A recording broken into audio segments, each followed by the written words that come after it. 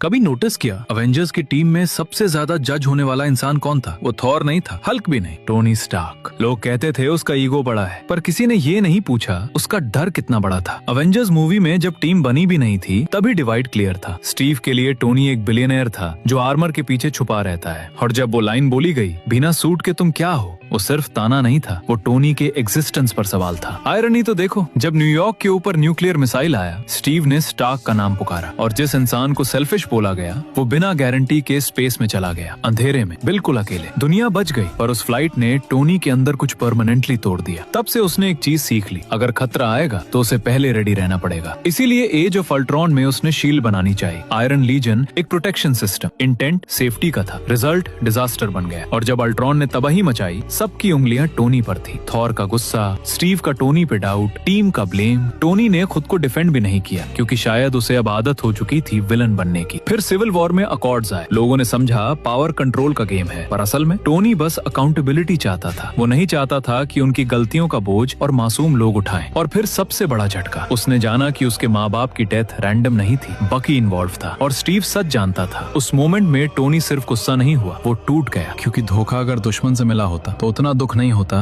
जितना अपनों से मिलने पे होता है। इन्फिनिटी वॉर में भी देखो, टाइटन पर जब आर्मर के टुकड़े टुकड़े हो रहे, टोनी थैनोस के सामने खड़ा था। वो भगा नहीं, क्योंकि हीरो बनना उसका शौक नहीं था, रिस्पॉन्सिबिलिटी लेना उसकी आदत थी। एंड गेम में जब उसने स्टीव को आर्क रिएक्टर दिया, वो सिर्फ आर्ग्यूमेंट नहीं था, वो सालों का अनकहा पेन था। और फिर फाइनल मोमेंट में वो स्नैप। इस बार कोई प्लान भी नहीं था, कोई बैकअप नहीं, सिर्फ एक इंसान जिसको हमेशा मिसअंडरस्टूड किया गया। लेकिन जब वक्त आया, उसने पूरी यूनिवर्स का बोझ अपने हाथ में ले लिया। तब जाकर लोगों को समझ आया, टोनी परफेक्ट नहीं था, वो इनसिक्योर था, वो भी घबराता था, वो परफेक्ट भी नहीं था। लेकिन जब भी दुनिया को जरूरत पड़ी, वो हमेशा फ्रंट लाइन में खड़ा था। और शायद इसीलिए अवेंजर्स को उसे समझने में सबसे ज्यादा वक्त लगा।